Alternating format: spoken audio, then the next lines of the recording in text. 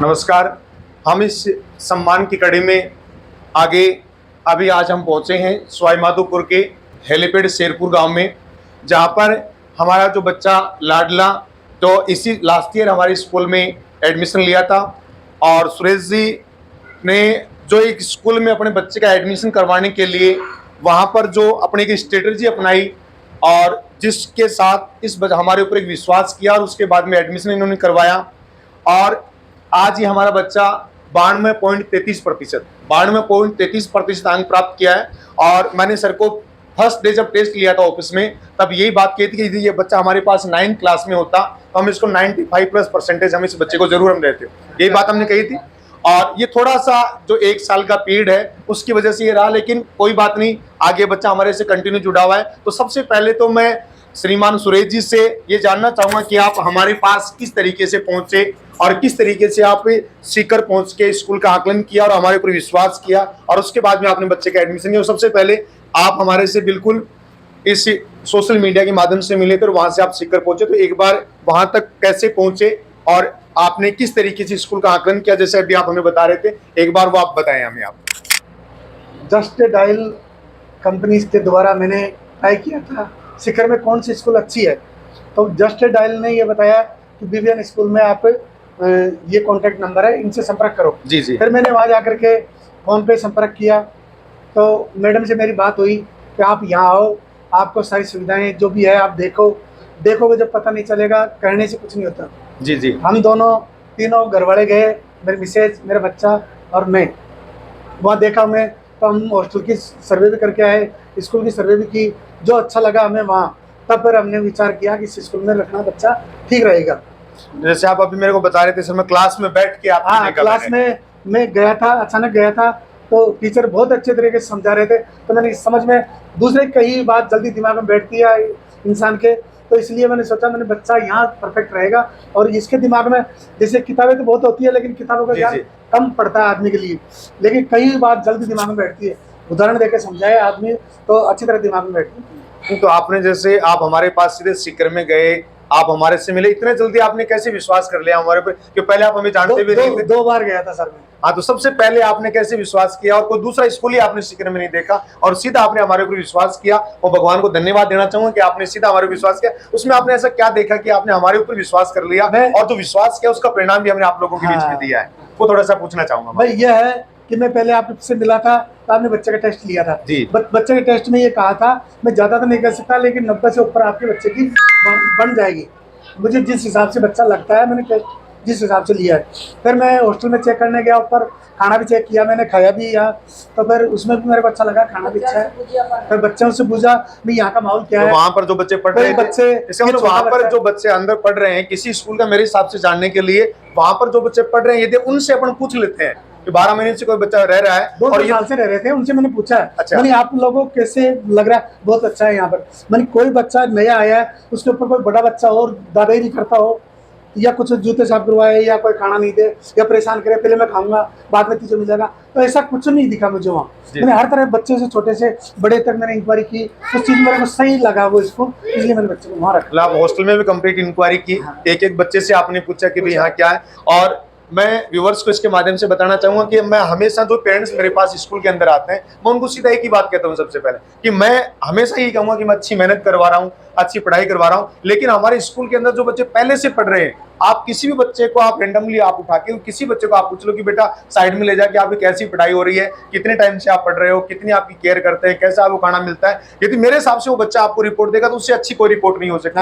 वो आपने किया और क्लास में बैठ के भी आपने देखा तो आपको अच्छा लगा पढ़ाई का सिस्टम। यहाँ की हमारे जो टीचर्स का सिस्टम आपको बताना चाहूंगा कि टीचर्स का सिस्टम हमारा ये रहता है कि सर जो भी टीचर्स हमारे पास रहते हैं, सारे टीचर्स को हम 8 से 10 साल का जो अनुभव होता है, ऐसे टीचर्स हमारे स्कूल में हम रहते हैं कि जिनको एक एक बच्चे को किस तरीके से हम अच्छे तरीके से हम उस बच्चे को तैयार कर सकें, इसके लिए सारी अनुभवी टीम होती है हमारी, और एक एक बच्चे के साथ हम मेहनत करते हैं। जैसे अभी मैं आपको रिजल्ट के बारे में बताऊं कि जैसे इस बच्चे का रिजल्ट रहा, हमारे जैसे इस क्लास के रिजल्ट की बात है, 10th क्लास में हमारे पास 104 बच्चे थे।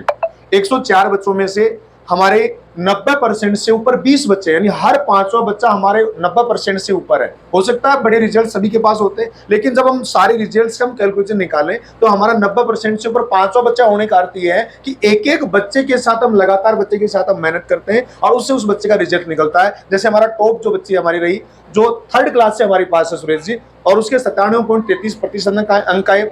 सेकंड जो टॉपर बच्ची थी वो भी हमारे पास 3rd क्लास से, उसके 97.17% उस बच्ची के आए। उसके बाद में 2 बच्चे हमारे वो 95+ के हमारे बच्चे हैं। इसी तरीके से 94 से लेकर 95 के बीच में हमारे 6 बच्चे हैं। और जैसे अभी ये वीडियो आप देख रहे थे, सुरेश जी कह रहे थे, बोले मैं जब भी होता है मैं एलईडी में निकाल के मैं देखता रहता हूँ हमारा स्कूल इस तरीके से चल रहा है, बच्चा वहां पढ़ रहा है। तो इस तरीके से हम लगातार एक एक बच्चे के साथ मेहनत करते हैं, क्योंकि मैं हमेशा मेरी टीम को एक ही बात कहता हूँ कि हो सकता है आपके पास स्कूल में 1150-1200 बच्चे हैं, लेकिन सुरेश जी के तो इस बच्चे का रिजल्ट देंगे वही काम आएगा। भाई मैं कहूँगा हमारे सवाई माधोपुर का एक ही बच्चा है साहब, पूरे जिले में एक ही बच्चा मेरा, ये मैंने देखा है। और इनकी सुविधा ये रहती है, स्टेशन में पहुंचने फोन कर दो, इनकी गाड़ी लेने जाएगी वहाँ, बिल्कुल बिल्कुल, और छोड़ने भी जाएगी। बिल्कुल, ये आपने देखा होगा। हम कभी ऐसा नहीं करते कि भाई गार्जियंस अपने हिसाब से पढ़ता आ रहा है। सर ने जब भी कॉल किया है, एडमिशन टाइम नहीं, बाद में भी आप आए हो तो मेरे हिसाब से स्टेशन छोड़ते हैं, स्टेशन या रोडवेज में जाना चाहता है वहाँ बस स्टैंड पर छुटवाते हैं, क्योंकि आप एक बार तो सर ने खुद ने छोड़ा हमको एक बार। देखो सर, आप लोग हमारे एक परिवार के मेंबर होते हो, और मैं बच्चों को, मेरे बच्चों को हमेशा ही कहता हूँ, क्योंकि 2013 में जब इस स्कूल को मैंने स्टार्ट किया था सर, बिल्कुल मेरे हॉस्टल स्कूल मेरे कंप्लीट किराए का सिस्टम था। यहाँ तक कि पहली साल से मेरे पास हॉस्टल के अंदर 250 बच्चे आए थे। उस समय डिजिटल समय सिस्टम भी नहीं था, तो उस समय मेरे पास एक हॉस्टल था। उस हॉस्टल के ऊपर टिन शेड लगा हुआ था, और उसकी टिन थोड़ी सी फटी हुई थी, उनमें जैसे बारिश होती थी पानी आते थे। मुझे बहुत अच्छी तरीके से याद है कि रात को 11 बजे तक मैं बच्चों के पास ऐसे खड़ा रहता था, और बच्चे अपने बेड को सीधा खड़ा कर, महेंद्र जी याद होगा आपके, बच्चे ऐसे बेड को खड़ा रखते थे रात को 11 12 बजे तक, और मुझे बड़ी पीड़ा होती, लेकिन बच्चे फिर मुझे मोटिवेट करते थे, बोले सर आप चिंता मत करो, हम आपके साथ में, जब बारिश रुकेगी रात को 12 बजे हम सो जाएंगे। तो इन बच्चों का भी मुझे बहुत अच्छा सपोर्ट रहा, लेकिन मैं भी इन बच्चों के लिए 24 आवर्स इन बच्चों के लिए लगा रहता हूँ, और इनके साथ प्रॉपर अच्छे तरीके से मेहनत करते हैं। अब मैं इस कड़ी में हमारे बच्चे लाडले से पूछना चाहूंगा कि आपको कौन सी चीज आपको सबसे ज्यादा आपको अच्छी लगी? वहां पर आप 12 महीने आप रहे हो, तो आपके परिवार के बीच में अपन खड़े हैं, तो आपको कौन सी चीज आपको लगातार, जैसे शुरू में आपको, जैसे पहले अपन हॉस्टल की बात करें, हॉस्टल में सबसे चीज आपको क्या अच्छी लगी? हॉस्टल में खाना अच्छा था, खाना अच्छा था, और वार्डन भी अच्छे थे, ठीक है। लड़ते नहीं थे, प्यार से समझाते थे सब बात, और अपनी कोई यानी लड़ाई वड़ाई की चीज़ें नहीं होती थी। अच्छे यानी बच्चे भी अच्छे थे, अलग अलग जिले से आए थे, और वार्डनों का भी कोई अच्छा बिहेव आपके साथ है, कोई भी बात होती है आराम से प्यार से आपको समझाते थे, तो उससे आपको ऐसे लगता नहीं था कि मैं 250-300 किलोमीटर दूर रह रहा हूँ अपने माँ बाप से, दूर रह रहा हूँ, अच्छा लगता था आपको।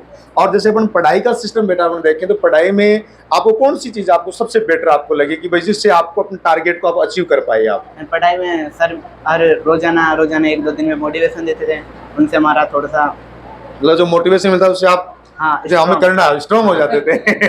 देखो सर, मोटिवेशन एक ऐसी चीज होती है, एक तो अपन किसी बच्चे को प्रेशर देके भाई आपको ये पढ़ना है, ये करना है, नहीं, हम ऐसा किसी प्रकार का हम नहीं करते थे। मेरे हिसाब से पूरी साल में मैंने आपको एक बार भी नहीं डराया होगा, एक बार भी नहीं कहने का मौका मिला कि भाई आप ये नहीं करते, वो नहीं करते। सर हम बच्चे को एक इवनिंग में हमारी एक असेंबली होती है, उस असेंबली के अंदर मैं रोज बच्चों से मिलता हूँ, और हर दूसरे दिन बच्चों को इस तरीके से मोटिवेट करते हैं। बच्चे कहते हैं कि सर आप जैसे मोटिवेट करते हो, हमें लगता है कि बस अब हम कर देंगे, अच्छा करेंगे हम। तो वो ये बच्चों ने करके दिखाया, अच्छे तरीके से इन बच्चों ने किया।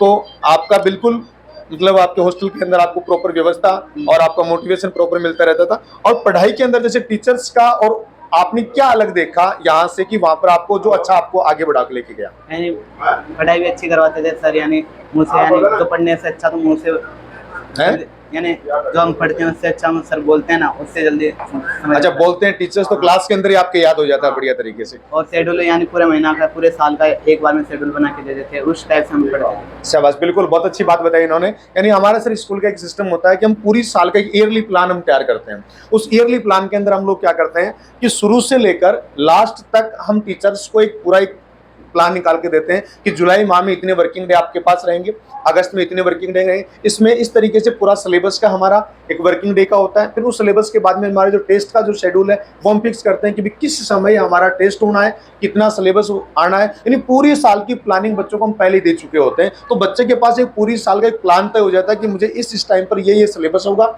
इस समय ये टेस्ट होंगे और इन टेस्टों के रिजल्ट इस टाइम पर आएंगे। तो बच्चा पूरे मतलब टारगेट लेस नहीं रहता, उसको पहले से ही बताया कि 25 जुलाई को हमारा टेस्ट होना है, और उसमें क्या कौन से टॉपिक आने, कैसे आने, वो टीचर्स के साथ बच्चे के पास महीने टेस्ट होता है। बिल्कुल बिल्कुल, मतलब एक उसका जो ईयरली प्लान है, एक बच्चे के पास होता है, एक मेरे पास खुद के ऑफिस में होता है और एक टीचर्स के पास होता है। तो हमें पता रहता है कि भी स्कूल में क्या चल रहा है, किस तरीके से चल रहा है, बच्चे कैमरे लगे हुए थे। कैमरे से क्या है कि गुरुजी देखते थे कि कौन से स्कूल में कौन सा बच्चा फालतू बैठा हुआ है। बिल्कुल। एक हमने अभी, सुरेश जी आपकी जानकारी के लिए बताऊं कि हमने अभी उस ऑफिस को बढ़ा के उसमें हम 3 चेंबर और बना दिए हैं और उसमें एक बहुत बढ़िया एलईडी लगा रहे हैं। उसमें 2 आदमियों को हमने नियुक्त किया है कि उनका पूरे दिन एक ही काम रहेगा कि कौन सी क्लास में क्या चल रहा है, किस तरीके से चल रहा है, कैसी पढ़ाई चल रही है, टीचर्स क्या पढ़ा रहे हैं, कोई बच्चा मोबाइल को सिस्टम को एक मोबाइल का हाँ, सिस्टम वो बहुत अच्छा लगा। हाँ बिल्कुल, मोबाइल का हम बच्चों को बिल्कुल अलाउ नहीं करते। मतलब इनका वार्डन का रहेगा, उसी से बात करनी। हाँ, हर चार्ज करवा के बाद को ना चार्ज करने का लग तो बढ़िया से नहीं है। अच्छा पलक भी बंद। हाँ, पूरे हॉस्टल में हमने क्या कर रखा है सर, किसी प्रकार कोई पलक लगवाया ही नहीं कि बच्चा को गलती से ले भी आए तो उसको चार्ज कहाँ करेगा वो, तो हमने पलक ही नहीं लगवाया पूरे हॉस्टल में। मोबाइल लग ही नहीं सकता। हाँ, और दूसरी बात, जैसे कमरे का जो गेट होता है उस गेट को हमने इतना काट के रखा हुआ है, ताकि देखते हैं रात को कोई बाहर बच्चा सो रहा है, कौन पढ़ रहा है। को कौन पढ़ रहा है, कोई बच्चा का ये तो नहीं कि अंदर कोई गलत बातें कर रहे हैं बच्चे, क्योंकि बच्चे बच्चे होते हैं, सब नादान होते हैं। तो उस गेट को हम इतना काट के रखा हुआ है और हमारा वो सबसे, उसको हम मानते हैं कि भाई हमारे इसको यदि किसी बच्चे ने बंद कर लिया तो सबसे बड़ा अपराध होता है वो उस बच्चे का हमारा। हाँ, कि इसको कोई भी बच्चा बंद नहीं करे कि आगे से वो कपड़ा लगा दे, कोई कागज लगा दे, या हम उसको बिल्कुल ये कहते हैं कि इसको कभी आप बंद नहीं कर सकते, ताकि उसमें बच्चे का, हम एक एक पल पल पर हम बच्चों का ध्यान रख कोई सकते बीमार हैं। पड़ जाता है तो उनको संभालना। और उसके साथ में जैसे माँ बाप यही है बच्चों के लिए। बिल्कुल सर, देखो हम तो पेरेंट्स को एक ही बात कहते हैं, बच्चों को मैं एक ही बात कहता हूँ कि बेटा आप जब स्कूल में जब आप आ गए ना, हॉस्टल में आप मेरे पास रह रहे हो, तो घर वालों को आपको फोन करके उनको डिस्टर्ब करने की कोई जरूरत नहीं है, सीधा आप मेरे पास आओ। क्योंकि आप सुरेश जी को बताएंगे, सुरेश जी फोन किसको करेंगे, मेरे को करेंगे। आप 300 किलोमीटर दूर सवाई माधोपुर से बैठे हैं, तो यहाँ से वहां तक तो पहुंच नहीं सके, तो सीधी सी बात है, इनको फोन करेंगे या मेरे को फोन करेंगे, फिर सॉल्यूशन होगा। तो बच्चे डायरेक्ट मेरे पास आते हैं, कोई भी दिक्कत होती है उसका हाथों हाथ सॉर्ट आउट करते हैं। और बच्चों को यहाँ तक मैं कहता हूँ कि घर पर बताना नहीं है, लेकिन एक बात साथ में ये कहता हूँ कि यदि मैं नहीं सुन रहा हूँ तो तुरंत घर पर बता दो आप, क्योंकि अब बच्चा स्वतंत्र तो रहे ना, नहीं तो बच्चा ये होगा कि यार मुझे तो पापा को तो कहना ही नहीं है, घर पर तो कहना ही नहीं है। तो इस तरीके से बच्चों को बिल्कुल ओपन माइंड हम रखते हैं, अच्छे तरीके से हम रखते हैं, ताकि बच्चों के रिजल्ट, बहुत बेहतर रिजल्ट अपन आ सके। और इसी का परिणाम ये है कि आज हमारा हर 500 बच्चा 90% से ऊपर आया। अब मैं थोड़ा सा बच्चे की मम्मी से पूछना चाहूंगा कि आप थोड़ा सा बता दें, कोई बात नहीं, सभी परिवार के हैं, अपन घर पर अपन सारे परिवार के लोग बैठे हैं और सीकर से हम चल के आपके पास आए। पहले आप हमारे पास आए थे और हम आपको जो लक्ष्य दिया कि हम 90+ आपको देंगे और लेके हम आपके पास पहुंचे, तो आपको कैसा लग रहा है कि भाई आज अच्छा लग रहा है, कैसा फील हो रहा है आपको? बहुत अच्छा लग रहा है। बहुत अच्छा लग रहा है। तो अब मैं थोड़ा सा, बहुत खुशी है आपको, क्योंकि अपना बच्चा जब कामयाब होता है, क्योंकि धरती पर मैं बच्चों को भी बोलता हूँ, 2 ही आदमी ऐसे होते हैं, या तो माँ बाप या गुरुजन। जब उसका बच्चा आगे निकलता है उससे, तो उसको बड़ी खुशी होती है। तो माँ बाप के लिए इससे बड़ी कोई खुशी नहीं हो सकती, घर पर सीकर से चल के एक स्कूल आए और बच्चों घर पर आके सम्मानित करे, इससे एक प्राउड फील होता है बच्चे को। और ये हमारा जो इसको करने का उद्देश्य हमारा यही रहता है कि थोड़ा सा बच्चे को और मोटिवेशन मिले, कि अभी मैं 92.33% लेके आया हूँ और आगे मैं, ताकि बच्चे को हम आगे अपने लक्ष्य के लिए और मोटिवेट हो। जिस तरीके से हम असेंबली में, इवनिंग में मोटिवेट करते हैं, ये हमारे मोटिवेशन का उद्देश्य है कि हम जैसे पूरी साल में बच्चों को कहेंगे बेटा यदि आप 90+ लेके आओगे तो हम आपके घर पर आपके पास आएंगे, वहां पर आके आपके परिवार को हम सम्मानित करेंगे। तो उससे बच्चों को क्या, एक अच्छा मोटिवेशन मिलता है और बच्चा आगे के लिए और अच्छी मेहनत करता है। अभी जैसे ये बच्चा, इसको मोटिवेशन मिला कि इसका अभी ये हो जाएगा कि यार मुझे अगली बार ये परसेंटेज मुझे लेके आना है, मुझे और सक्सेस होना है, तो उसकी खुशी बच्चे को फील होती है वो। तो मैं थोड़ा सा विजेंद्र से ये पूछना चाहूंगा, बेटा अभी आगे आपका क्या लक्ष्य है, कि आप क्या करना चाहते हैं? आप आगे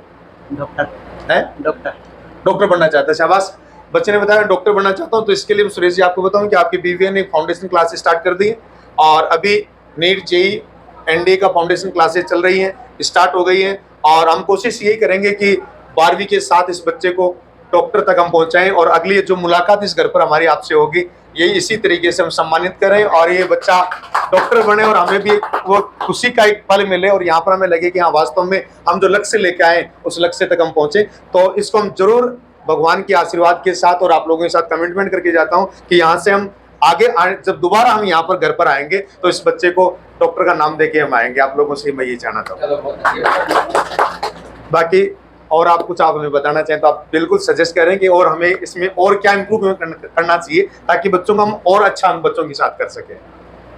सर इसके लिए तो हम क्या बताएं, आपके लगाए हुए पेड़ बड़े पूरे तो आपको कितनी खुशी होती है। बिल्कुल बिल्कुल, तो आप लोग जानते हैं तो हम भी सब यही चाहते हैं, हमारी दुआएं। सर जी आपके जो लगाए पेड़ है वो पढ़ेंगे फूलेंगे तो आपको कितनी खुशी होगी। बिल्कुल बिल्कुल होगी ना? सही बात है। तो ये आपको भी खुशी है और हमको कितनी खुशी है, जो तो हम भी जानते हैं। बिल्कुल बिल्कुल तो देखो, हमारा बच्चा डॉक्टर बनेगा तो फिर हमको कितनी खुशी होगी, तो ऊपर वाला समझेगा इस बात को। बिल्कुल बिल्कुल हाँ। सही बात है। तो अब हमारी दुआएं इसके साथ है, बच्चे के साथ, और आप लोगों को धन्यवाद देता हूं मैं तो।